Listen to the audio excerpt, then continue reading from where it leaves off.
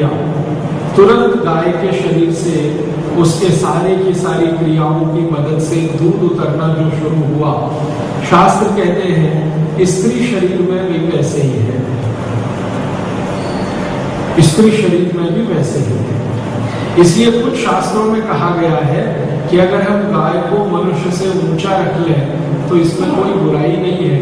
और कुछ शास्त्र ऐसा भी कहते हैं कि गाय ईश्वर के सबसे नजदीक है, भगवान के सबसे नजदीक है। हम भगवान किसको कहते हैं? हम भगवान उसको कहते हैं जिसमें कोई दुर्गुण नहीं, हम भगवान उसको कहते हैं जिसमें कोई वासना नहीं, जिसमें कोई अहंकार नहीं। हम भगवान उसको मान लेते हैं जिसमें मनुष्य जाति को होने वाले कोई भी काम, क्रोध, मद, लोभ आदि आदि आदि आदि बिल्कुल नहीं है, तो हम मान लेते हैं कि ये भगवान है।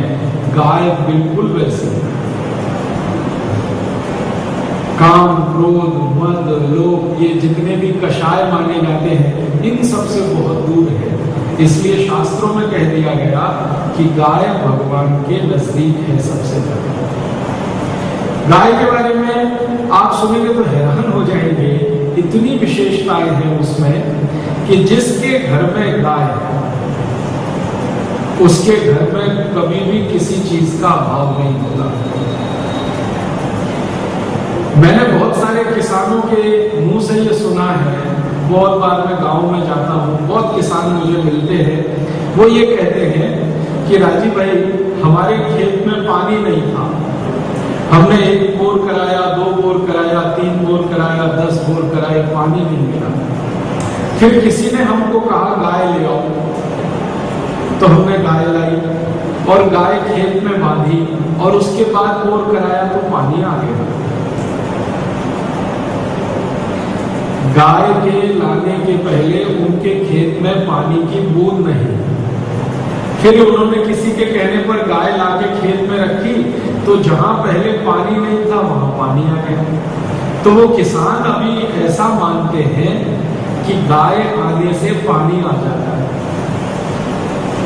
फिर कुछ किसान मुझे ऐसा भी कहते हैं कि गाय आने से पानी ही नहीं आ जाता, सब कुछ आ जाता है, लक्ष्मी आ जाती है, संपत्ति आ जाती है, समृद्धि आ जाती है, शांति आ जाती है, प्रेम आ जाता है, वात्सल्य आ जाता है, सब कुछ आ जाता है। मैंने बचपन में मेरी दादी माँ से बार बार ये सुना था कि गाय के गोबर में लक्ष्मी का निवास है। मेरे बात उस समय समझ में नहीं आती थी कि गाय के गोबर में लक्ष्मी का निवास है, नहीं समझ में आती थी, बस सुनता था। और भी बड़ा हुआ तो और दूसरों से सुना, बार बार सुना, बार बार सुना। फिर कुछ 10-12 सालों से मैंने वो देखा मेरी आंखों से कि गोबर में लक्ष्मी का निवास किस तरह से है।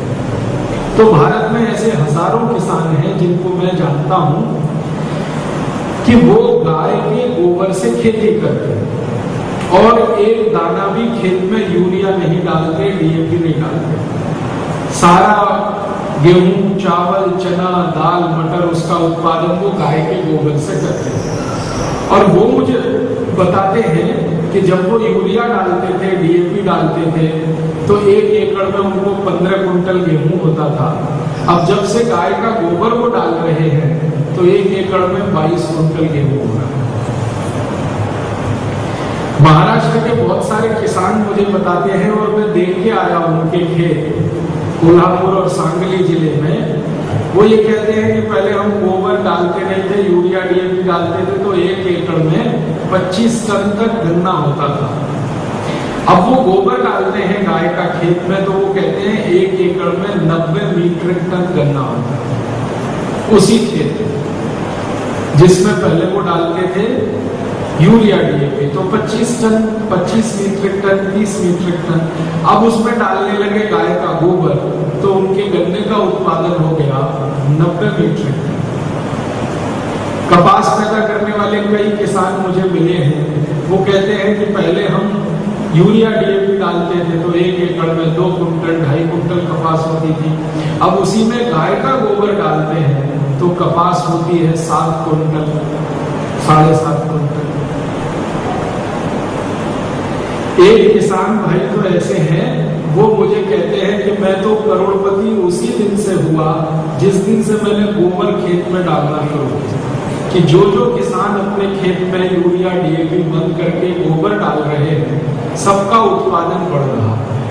और इतना ही कितना बढ़ रहा है? 2 गुना, 3 गुना, 4 गुना, 5 गुना। 20-25 मीट्रिक टन वाला उत्पादन 90 मीट्रिक टन हो गया। 12-15 क्विंटल वाला उत्पादन 25 क्विंटल तक पहुंच गया। चावल और धान के खेतों में मैंने मेरी आंखों से देखा है, कई किसान 1 एकड़ में 30 क्विंटल तक धान निकाल रहे हैं। और वैज्ञानिक हैरान हो जाते हैं कि हमारी सारी आधुनिक